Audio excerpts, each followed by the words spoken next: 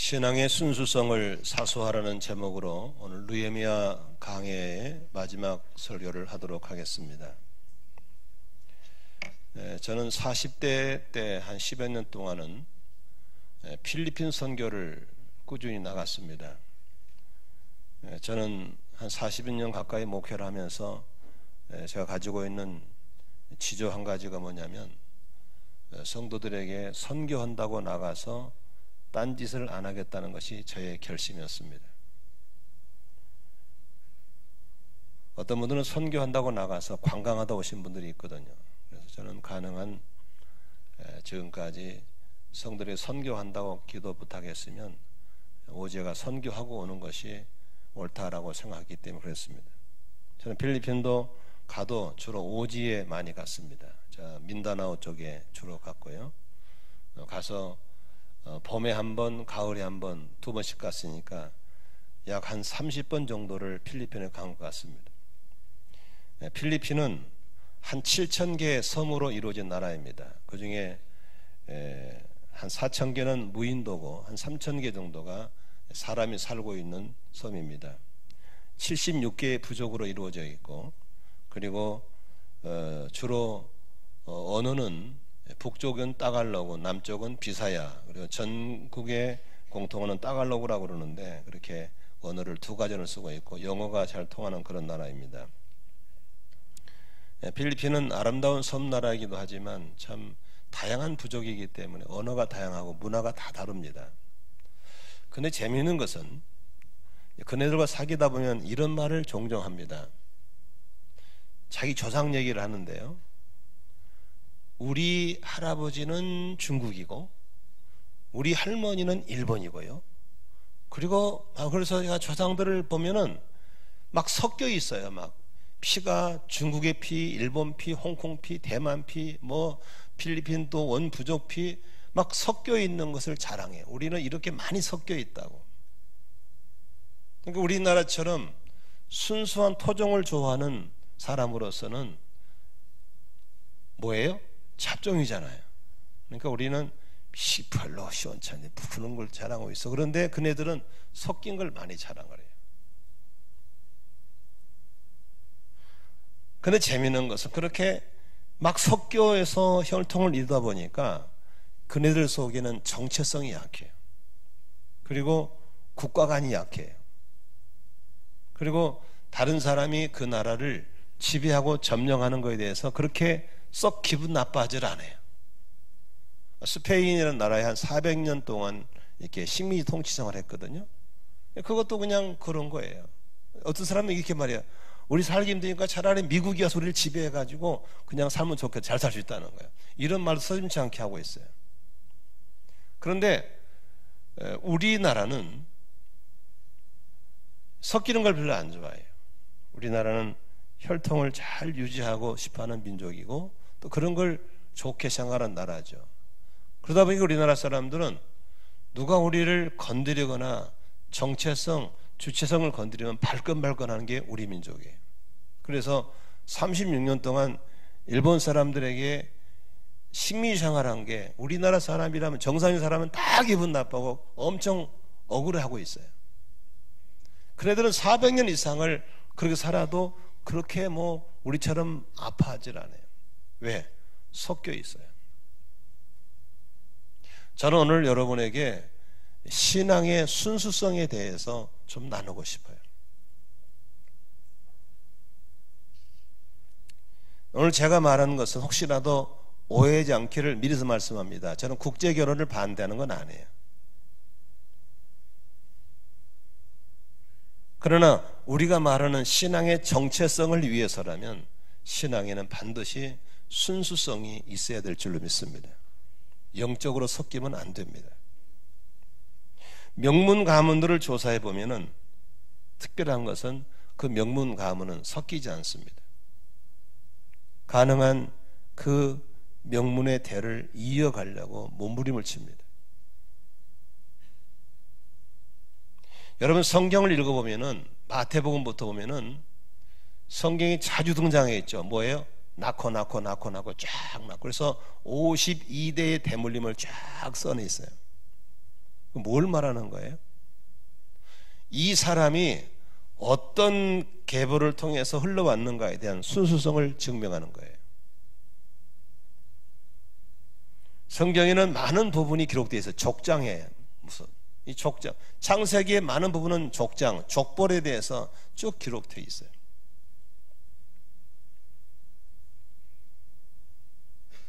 어제 내가 한 젊은 집사님하고 오후에 잠깐 대화하면서 제가 그 집사님에게 그런 말을 했어요. 지금의 시대는, 현대 시대는 조급함과 분주함으로 점쳐 있다. 그래서 누구를 만나든지 공통적인 얘기는 바쁘다, 피곤하다입니다. 지구 역사 이래 가장 화려하고 가장 편리한 시대를 사는 우리에게 입에서 나오는 것은 바쁘다, 분주함입니다. 조급해요. 저는 이것을 영적 전쟁의 강사로서 그렇게 하고 싶습니다. 사탄의 고도의 전략이라고 얘기하고 싶습니다. 바빠요, 분주해요, 피곤해요. 그래서 중요한 것은 본질을 상실하게 만들고 방향을 상실케 만드는 거예요. 내가 어디서 와서 무엇 때문에 살다가 어디로 가는지를 상실해버린 거예요. 그냥 막 바빠요, 막 피곤해요, 정신없어요. 근데 어디로 가는지를 몰라, 왜 사는지를 모르는 거예요. 한마디로 현대인의 문화는 혼잡이에요, 혼미예요, 그리고 혼음이에요. 저는 그래서 어제 그 집사님한테 담임 목사로서 내 말에 공감하는 걸 보면서 간단한 멘토를 줬어요. 집사님, 이 시대를 이겨내는 비결은 하나밖에 없습니다. 영성입니다. 그렇게 분주하고 그렇게 조급하고 그렇게 혼미한 가운데서도 방향을 잃지 않고 나를 찾아서 묵묵히 갈 수 있는 그런 사람이라면 시대를 감당하는 사람입니다. 그러나 영성이 없어서 물결처럼 흘려다니면서 혼잡 속에서 분주함 속에서 나를 잃어버려 사는 사람이라면 그 살아있는 사람이 아닙니다. 떠내려가고 있는 겁니다.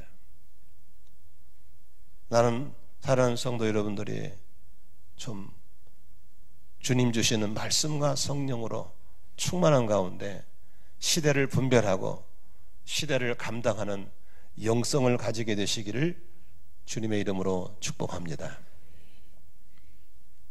오늘 본문에 지난주에 이어서 우리는 지금 느헤미야 13장에서는 개혁 부분이 많이 나옵니다.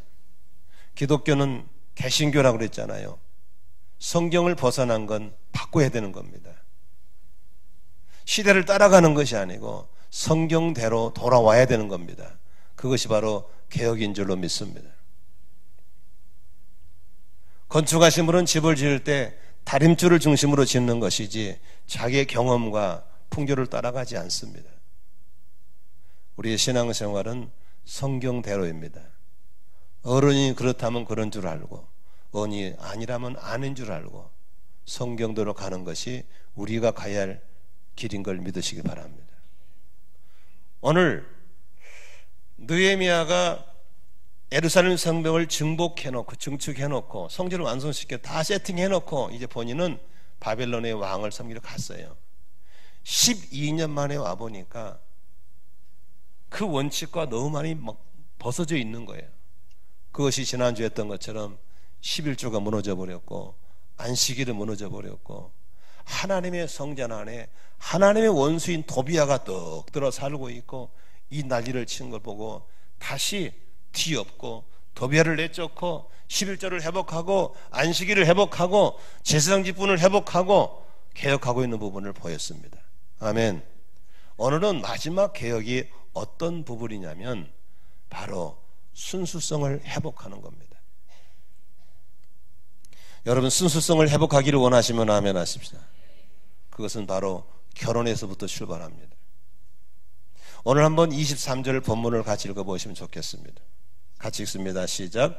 그때 내가 또 보니 유다 남자들이 아스돗과 암몬과 모압의 이들을 데려와서 아내로 삼았는데 유다 사람들은 누굽니까? 하나님의 선택받은 이스라엘의 선민들이 바로 유다 사람들입니다. 그런데 하나님의 선택받은 하나님의 백성들이 누가 결혼했어요? 하나님을 등 돌리고 우상 숭배하고 하나님을 대적하는 모압과 암몬의 여자들, 그 여자들과 결혼한 거예요. 더 쉽게 말할까요? 목사님 아들이 무당집 딸하고 결혼하는 거예요. 뭐 그럴 수도 있지, 그렇게 할 수 있나요? 아니에요. 장로님 아들이 주지스님 딸하고 결혼했다니까. 뭐 그럴 수 있지? 아니에요. 그럴 수가 없는. 두고 보세요. 어떻게 안 돼요. 그런데 24절 볼까요? 한번 읽어볼까요? 시작. 그들 사이에서 태어난 아이들이 절반이 아스돈 말이나 다른 말은 하면서도 무슨 말은 못해? 유다 말은 못해. 다시 말하면 그렇게 택한 선민의 아들과 이방 사람의 딸이 결혼을 했는데 아기가 태어났는데 아기가 말을 배울 거 아닙니까? 말을 배우는데 어머니 나라 말은 하는데 아버지 나라 말은 못해. 여러분, 그러면 지금 택한 선민의 피를 받은 사람일지라도 누구 영향을 받고 있는 거예요? 이방 사람의 영향을 받고 있는 거예요. 그러면 그놈이 커면, 자, 장로 아들하고 주지심 딸하고 결혼해서 아기가 태어났어. 그놈이 절로 가겠어요? 교회로 가겠어요? 빨리빨리 얘기해봐. 절로 가는 거야. 찬송가 불러요? 목탁도 들어? 목탁도 들어. 섞이면 좋은 게 아니에요. 섞이면 무너지기 시작하는 거예요. 느헤미야가 보니까 기가 막힌 거야, 이게. 아니, 그렇지 않겠다고 해놓고 그렇게 살다가 망해가지고 성벽이 무너져서 180년 동안 비참하게 살던 것을 회복해놔서 다시 개혁해놨더니 12년 만에 와보니까 이 짓을 하고 있는 거예요. 그 사이에 그냥 섞어가지고 막 지그들끼리 왔다 갔다 하고. 예? 여기 28절을 보십시오. 더 재미있어요. 28절 한번 읽어볼까요? 시작. 대제사장 엘리야십의 손자인 요아다의 아들 가운데 하나가 호른 사람 누구? 산발랏의 사이가 되었어요. 여러분, 산발랏 그러면 느헤미야서 보다가 막 머리가 치밀리죠. 누구요? 하나님의 원수 아닙니까? 느헤미야 죽이려고 별짓 다 했잖아요. 이 성 회복 못하기란 별짓 다 했잖아요. 그게 누구예요? 산발랏 아닙니까? 그런데 누구하고 사돈 맺었어? 대제사장 엘리야십의 집안하고 이 산발랏 집안하고 뭘 맺었어? 사돈을 맺은 거예요. 다시 말하면 큰 교회 당회장님 집안하고 큰 주지스님 아니면 유명한 무당집하고 사돈 맺은 거예요. 그럴 수 있어요? 안 되는 거예요. 영적으로 섞이면 안 되는 거예요. 지금 아멘 안 하신 분들은 굉장히 은큼한 사람들이에요. 영적으로 섞이면 안 되는 걸 믿으시면 아멘 하십시다. 안 되는 겁니다. 왜 안 되는가? 오늘 느헤미야는 단호하게 얘기하고 있습니다. 26절을 볼까요? 한번 같이 읽습니다. 시작. 이스라엘 왕 솔로몬이 죄를 지은 것도 바로 이방 여자와 결혼한 일이 아니요 어느 민족에도 그만한 왕이 없었소. 그는 하나님의 사랑을 한 몸에 받았으며 하나님은 그를 온 이스라엘 왕으로 삼으셨소. 그러나 그마저 죄를 짓게 된 것은 이방 아내들 때문이요. 여러분, 솔로몬 왕 잘 아시죠? 솔로몬 왕은 하나님의 은혜를 많이 받은 사람입니다. 하나님의 사랑을 많이 받은 사람이라고 써있죠. 어떤 사랑을 받았어요? 솔로몬 왕은 다윗의 아들이에요. 그런데 잘 봐요. 그 당시에 왕의 정부인의 아들이냐 첩의 아들은 다르거든요. 솔로몬은 누구 아들이에요? 첩의 아들이에요. 밧세바의 사이에 낳은 아들이에요. 그러니까 일찌감치 다윗은 그 본부인의 아들들이 많이 있었기 때문에 솔로몬은 왕이 되기가 어려운 거예요.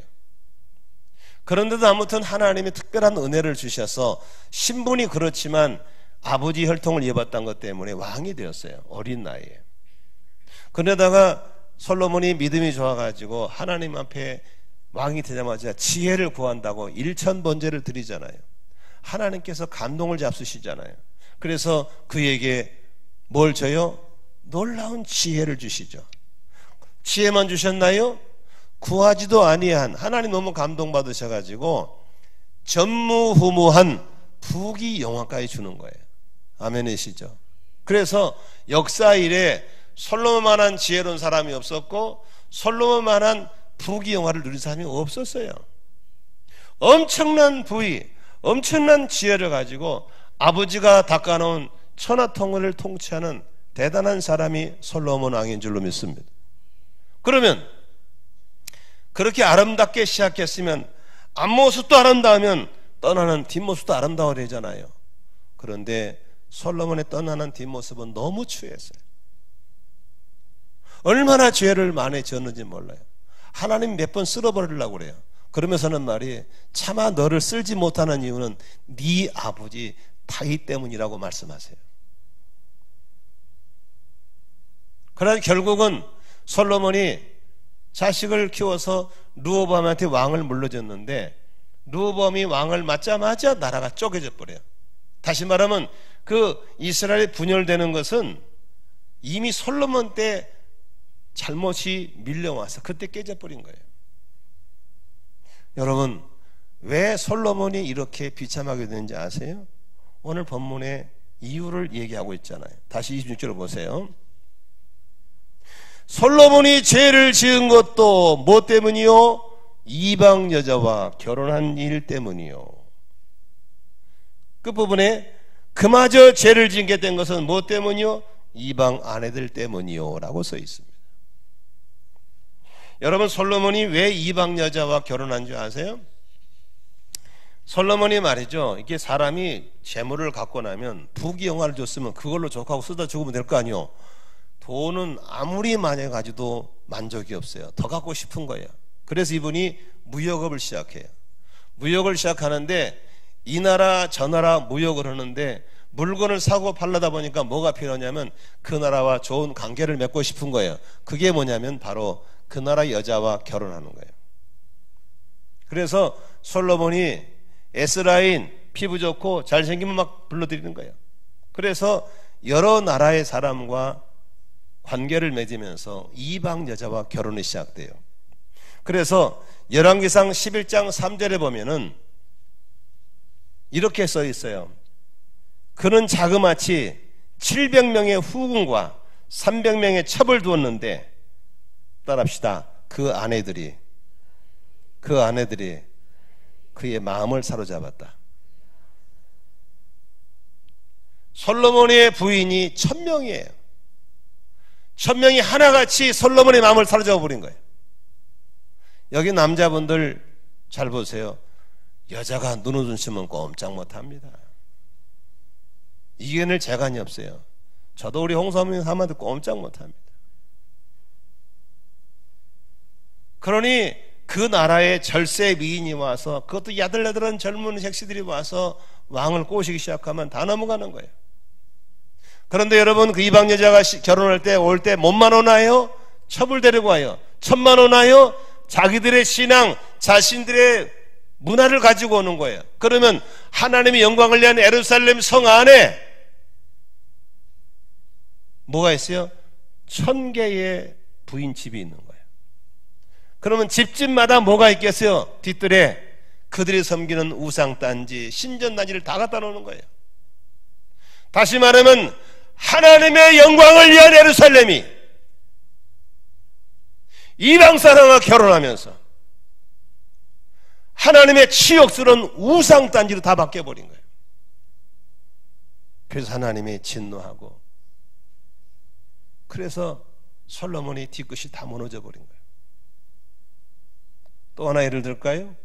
사사시대에 삼손이라는 사람이 있잖아요. 삼손은 어렸을 때 구별된 사람이에요. 나시리는 구별돼가지고 하나님의 나라와 민족을 위해서 쓰시려고 아껴뒀던 참 인재예요. 그에게 성령이 임하니까 각종 능력이 나타나고 블레셋을 물리치면서 백성들이 자존감을 회복하고 하나님 영광을 드렸던 대단한 사람이 삼손 아니에요? 근데 이 삼손이 이방 여자를 좋아하는 거예요. 부모가 반대했어요. 그러면 안 된다고, 나시리 그러면 안 된다고 부모 말을 안 듣고 번초 이혼해버리고 누구랑 사귀어요? 들릴라를 사귀어. 들릴라 말라. 들킬까 말까. 그래가지고 맨날 들릴라 집에 가서 술 처먹고 무릎에 베고 해롱해롱 하다가 어떻게 됩니까? 자기의 힘의 근원을 알려버리고 영적 비밀을 노출돼버리고 나중에는 삼손이 원수의 손에서 두 눈알이 뽑아버리고 눈에서 뭐가 나요? 피눈물을 흘리면서 비참하게 죽어가는 것이 바로 삼손 아니겠어요? 뭐 때문에 그래요? 신앙의 순수성을 잃으면 그런 거예요. 여기 청년들, 나는 여러분 너무나 좋아해요. 여러분들은 우리의 미래고 여러분 가정의 미래고 이민족의 미래이기 때문에 그래요. 그런데 안타까워요. 청년들 순수성이 없어요. 순수성을 지키려는 그런 목리가 안 보여요. 나는 여러분들이 그런 자기의 정체성에 맞는, 신분에 맞는 신앙의 순수성을 위해 싸워나가시기를 우리 청년들에게 주의 이름 부탁합니다.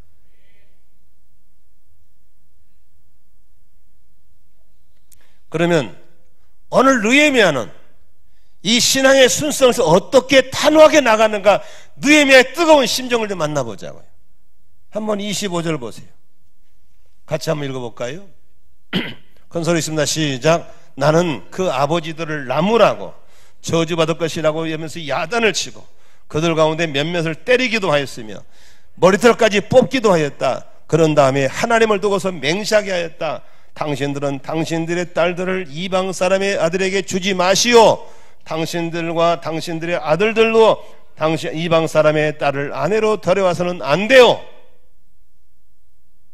여기 보십시오. 어떤 동사가 나옵니까? 25절에 그 이방 사람과 결혼을 시킨 아버지들을 어떻게 했어요? 나무를 했어요. 그 다음 어떻게 했어요? 야단쳤어요. 심지어는 어떻게 했어요? 몇몇은 두드려 팼어요. 그 다음에 더 심한 건 뭐 했어요? 머리털까지 뽑아 흔들어요. 머리털을 흔들어 버린 거예요. 얼마나 느헤미야가 안타까웠던 걸 알 수 있잖아요. 그러면서 하나님 앞에 맹세를 헐게 만들어요. 그러지 않겠다고. 여러분, 저는 이 본문을 보면서 느헤미야의 그 상황을 한번 보는 거예요. 그때 상황을 야단을 치고 펄펄 뛰고 가서 이 새끼가 이러면 안 된다고 두드려 패고 머리를 흔들었던 그 뜨거운 열정, 이 느헤미야의 심장이 우리에게 있었으면 좋겠어요. 아멘. 아멘.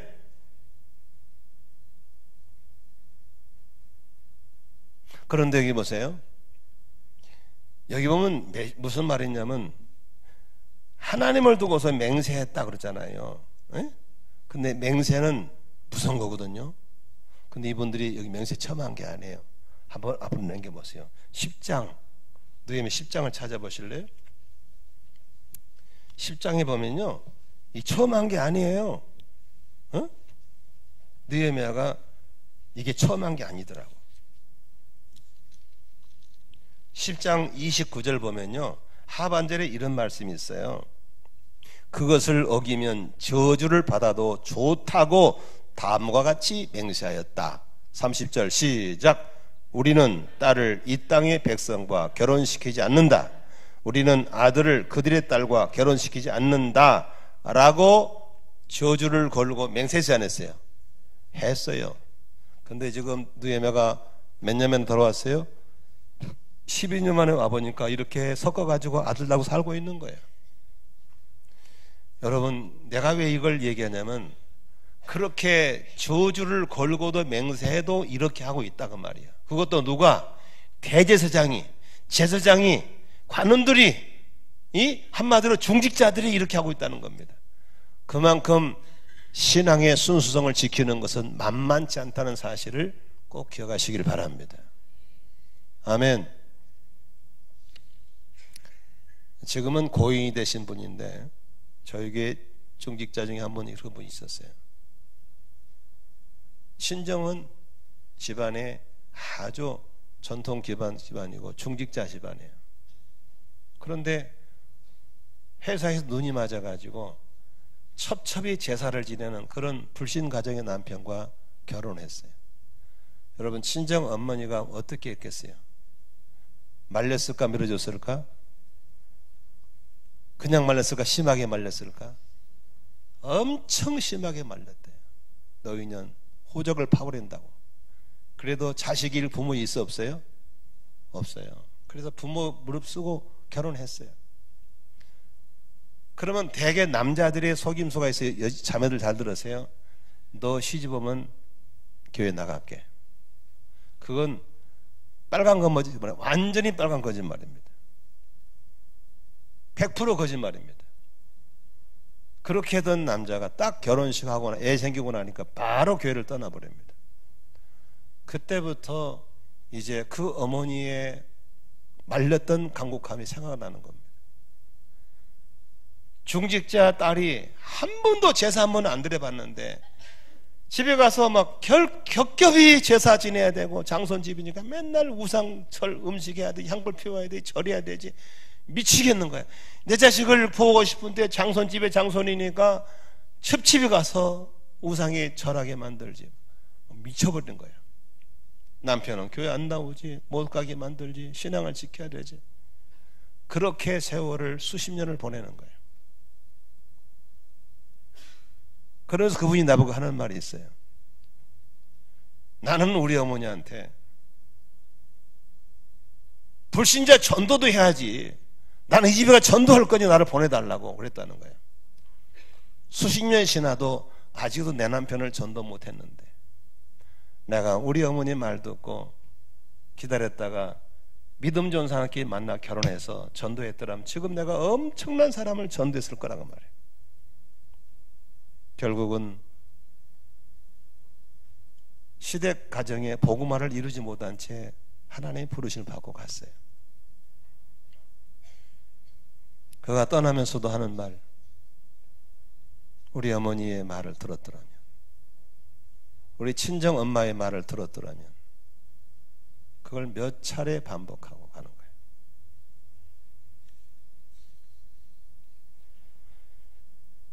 느헤미야는 여기서 끝나지 않습니다. 이렇게만 해서 끝나는 게 아니고요. 오늘 본문에 보니까 그렇게 이방사와 결혼한 걸 보면 저러면 안 되는데 안 되냐면서 방관하는 사람들을 향해서 책망하고 있습니다.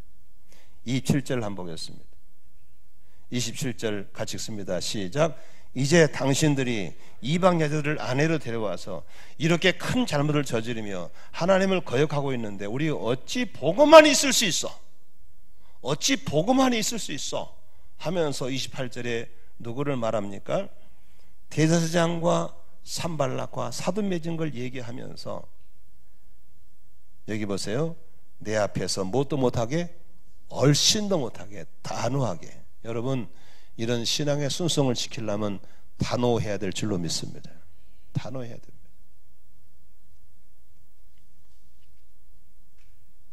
제가 지난주에 우리 교육자들한테 그런 말을 했어요. 여러분들은 사역 전문가들인데 지금 우리 교회가 처해 있는 이치를 보십시오.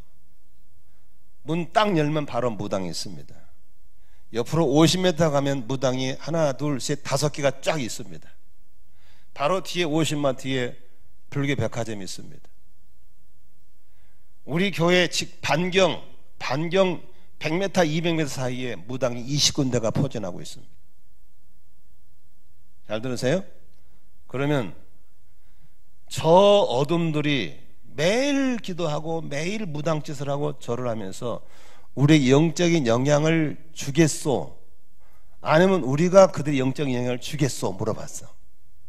그랬더니 한 분이 하는 말이, 우리가 영적인 영향을 받고 있겠죠. 한 분은 하는 말이, 주기도 하고 받기도 하겠죠. 요령꾼입니다. 이거 요령꾼. 여러분, 우리들이 경계심 없이 이방사를 만나잖아요. 나는 사귈 수 있다 생각해요. 그러나 그들에게 영향을 줄 수 있는 영향이 있으면 가세요. 그러나 영향을 받아올 것 같으면 만나지 마시면 좋겠어요. 아멘. 다시 말하면 이방 사람과 섞여 노는 것은 저는 말리지는 않겠어요. 그러나 내가 빛의 사람으로서 영향을 줄 수만 있다면 가세요. 그래서 그들을 인도하시고 건져야 될 줄 믿습니다. 그러나 그들의 술 먹는 문화, 담배 피우는 문화, 음란한 문화에 젖어서 해롱해롱 같으면 가면 안 됩니다. 잡히면 죽는 거예요.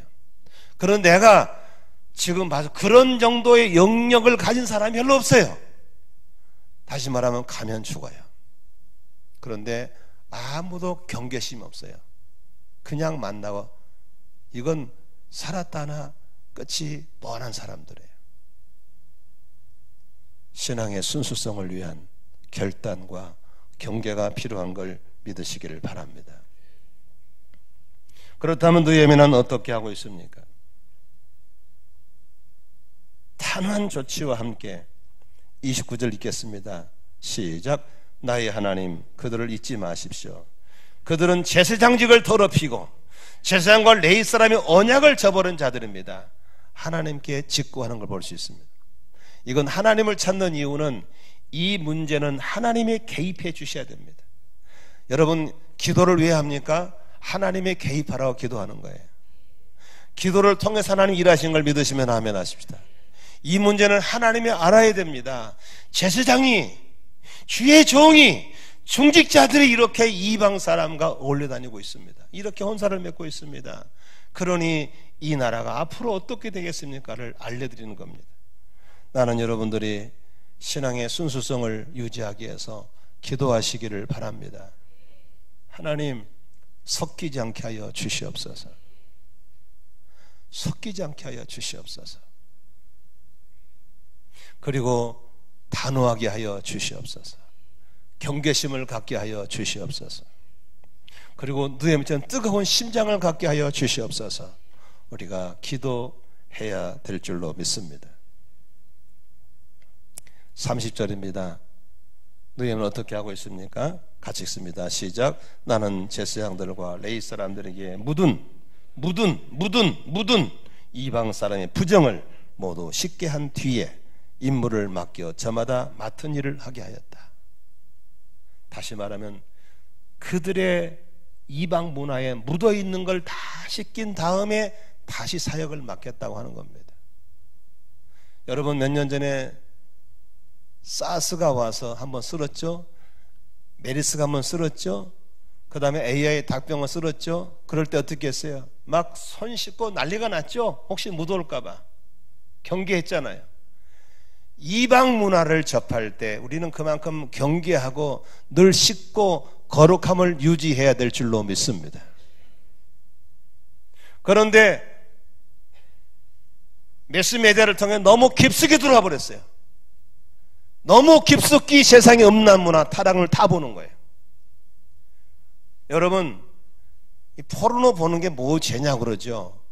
그러나 보면 안 돼요. 그게 딱 사로잡혀 버리면 이성을 볼 때 이성으로 안 보이는 거예요. 성적인 대상으로 보는 거예요. 이게 무서운 죄라는 사실을 아셔야 됩니다. 아무도 몰래 보는 게 어때? 안 해요. 보면 안 되는 거예요. 보면 정상적인 이성으로 보지 않고 성적인 대상으로 보는 거예요. 죄 지는 거예요. 술 한 잔이 어때? 안 돼요. 조심하셔야 돼요.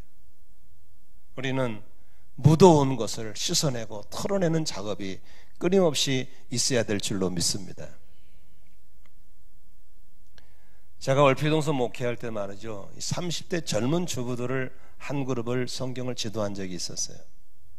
한 7, 8명쯤 되는데 다른 성도들은 그걸 모르는데 저만 아는 한 자매가 영적으로는 뭔가 이상해. 아무튼 이상했어요.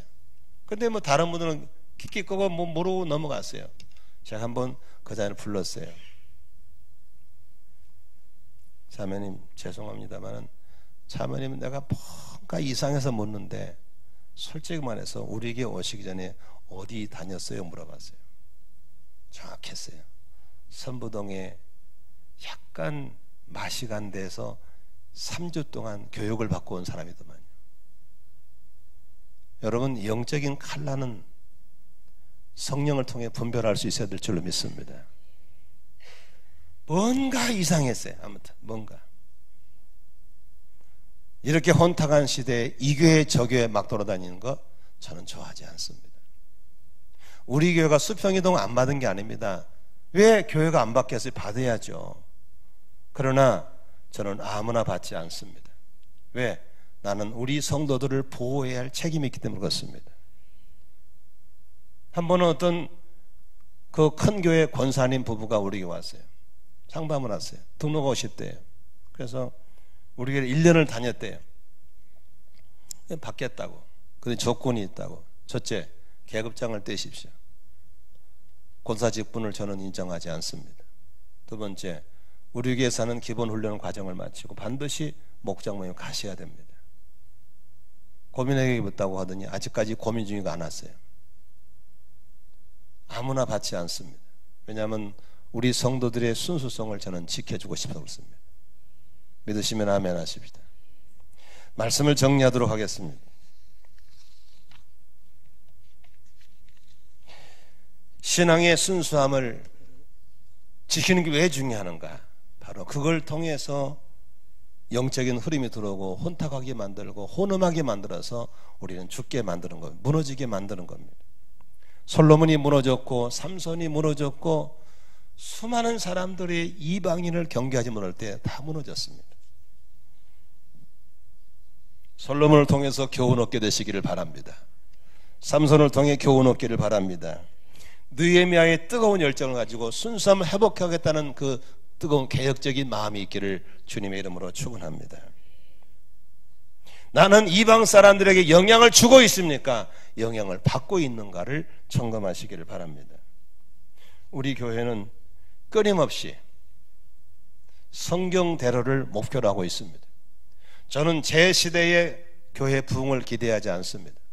저는 땅을 샀고 건물을 지었고 신앙의 기초를 닦는 이 교회가 주 옷이나 쓰임 맞는 기초를 닦는 일이라면 제 다음 때는 이제 이 기초 위에서 교회가 놀라운 부흥과 회복을 보면서 주의 영광을 회복해야 될 줄로 믿습니다.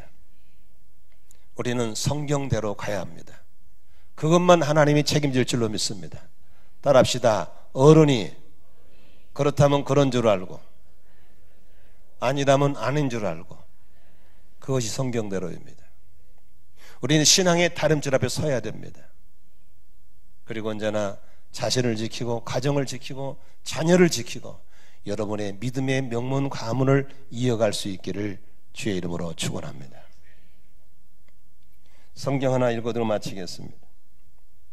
디모데후서 2장 20절에 큰 집에는 금그릇과 은그릇만 있는 것이 아니라 나무그릇과 질그릇도 있어서 어떤 것은 귀하게 쓰이고 어떤 것은 천하게 쓰입니다. 누구든지 이러한 자신을 깨끗하게 하면 그는 주인이 온갖 좋은 일에 요긴하게 쓰이는 성별된 그릇이 될 것입니다.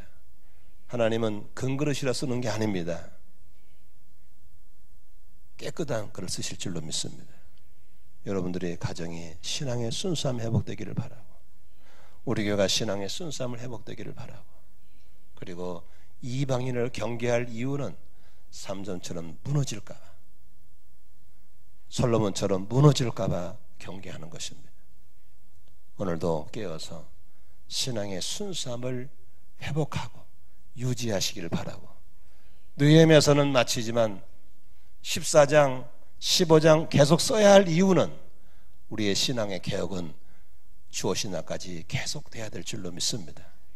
주일 성수를 개혁하시고 재정원칙을 가지고 싸워나가시기를 바라고 이방인을 경계하면서 주님의 나라의 순수성을 회복해 나가시기를 바랍니다. 비록 13장으로 강해는 끝나지만 우리 모두 함께 느헤미야서 14장 15장을 계속 써나가는 개신교의 성도가 되시기를 주의 이름으로 축원합니다. 기도하겠습니다.